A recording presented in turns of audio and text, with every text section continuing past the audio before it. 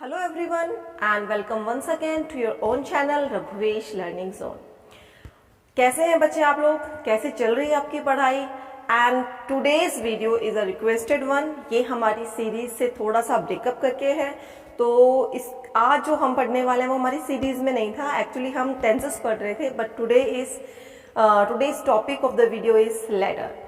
तो बच्चों बहुत ज़्यादा रिक्वेस्ट आ रही थी लेटर के ऊपर, उसके डिवीजन के ऊपर, और specially letter to the editor को लेकर। तो हियर इट इज। बात करें बेटा हम लेटर्स की, सबसे पहले देख लीजिए लेटर्स होते क्या हैं। मानव जो है, इंसान जो है, वो अपनी बात को कन्वे करने के लिए दो मीडियम यूज करता है, एक तो वर्बल और एक होता है रिटन। वर्बल मीडियम हम समझते हैं, that is the language. Language के अलावा मतलब लैंग्वेज के अंदर ही जो रिटन मीडियम आता है वो है उसका एक फॉर्म है लेटर्स। यानी कि लेटर्स वो मीडियम है जिसके अंदर इंसान अपनी मन की बात, अपनी जो भी कम्युनिकेशंस हैं वो लिखकर किसी को सेंड करता है ना। इसके और भी प्रारूप हो सकते हैं, ईमेल हो सकता है, मैसेज हो सकता है, लेकिन letter is one of them. सबसे पुराना चलने वाला ये रिवाज है, इसलिए ये सबसे प्रोमिनेंट है। आजकल ये थोड़ा आउटडेटेड हो गया है, बट एग्जाम्स के अकॉर्डिंग, स्टूडेंट्स के जो सिलेबस में है उसके अकॉर्डिंग आपको इसकी फॉर्मल जो रूपरेखा है वो आपको पता होनी चाहिए। Coming to the point, letters is of two type. Letter होता है दो तरह का बच्चों, फॉर्मल एंड इनफॉर्मल। क्या है फॉर्मल और क्या है इनफॉर्मल, इसके ऊपर हम थोड़ी सी बात करेंगे। देखिए बच्चों, फॉर्मल जो शब्द है, इस शब्द से ही आपको पता चल रहा है एक शब्द फॉर्मेलिटी। फॉर्मेलिटी जो आप अपने नॉर्मल लैंग्वेज में यूज करते हैं वर्ड, फॉर्मेलिटी मत करो, है ना। Means formality means a set of etiquettes and manners. Informal कोई सेट नहीं है, कोई एटिकेट्स नहीं है, कोई मैनर्स नहीं है। आपको जो अपने मन में आ रहा है, जैसे बोलना है आप बोल सकते हो। बट फॉर्मल के अंदर क्या होता है, आपको कुछ कोड ऑफ कंडक्ट के अकॉर्डिंग ही कुछ लिखना होता है ना। तो दो तरह के हमारे लेटर हो गए, फॉर्मल और इनफॉर्मल। डिफरेंस कैसे है देखिए। फॉर्मल लेटर्स किसको लिखा जाएगा?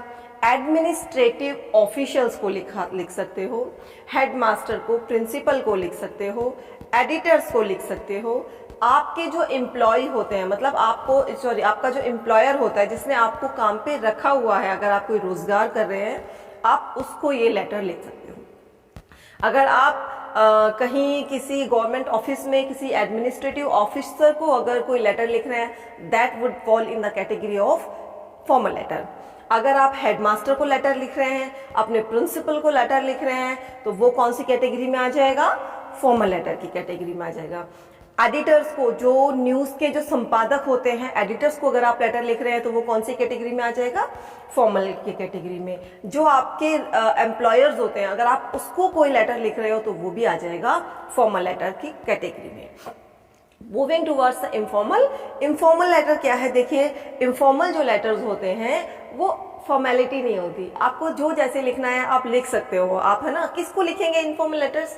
आप अपने फैमिली मेंबर्स को लेटर लिख सकते हो, आप अपने परिवार के सदस्यों को, आप अपनी मम्मी को, पापा को। जो स्टूडेंट्स बाहर रहते हैं वो अपने भाई बहनों को लेटर लिखते हैं। जब आप अपने भाई बहन को लेटर लिख रहे हैं तो वो कौन सी कैटेगरी में आएगा? It would fall in the category of informal letters.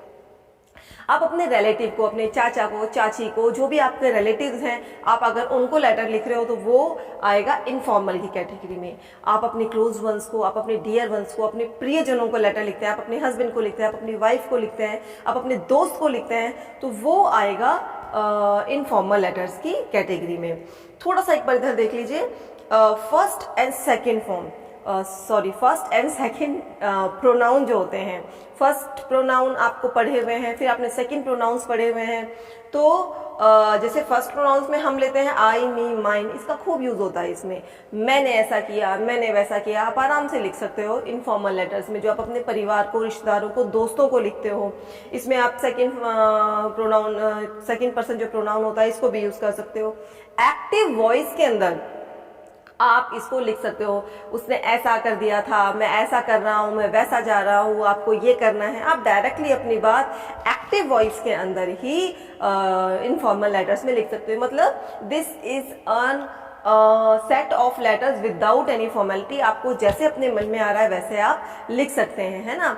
जबकि जो फॉर्मल लेटर्स होता है इसमें आपको ध्यान रखना है कि लैंग्वेज फॉर्मल होगी और बहुत ही पोलाइट वे में, कठिन से कठिन बात भी अगर आप बोल रहे हैं, कोई स्ट्रिक्ट ऑर्डर्स भी अगर दे रहे हैं, वो भी बहुत ही पोलाइट वे में आपको देना पड़ता है। जैसे आपके स्कूल से लेटर आता है कि अगर आपने दोबारा और बदमाशी की तो आपको स्कूल से निष्कासित किया जा सकता है, लेकिन घर में पापा तो आपको ऐसे नहीं बोलते ना, पापा तो सीधे थप्पड़ मार देते हैं, है ना। Just joking.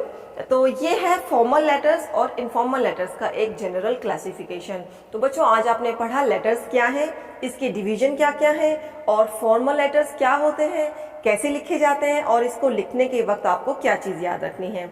ऐसे ही आपने सीखा इनफॉर्मल लेटर्स क्या है और ये कैसे लिखे जाते हैं और इसको किसको लिखे जाते हैं, और इसको लिखते वक्त आप क्या क्या आपकी लिमिट्स हो सकती हैं। So students, this is it for today. हम मिलेंगे कल के वीडियो में। Till then stay tuned to the channel. Thank you.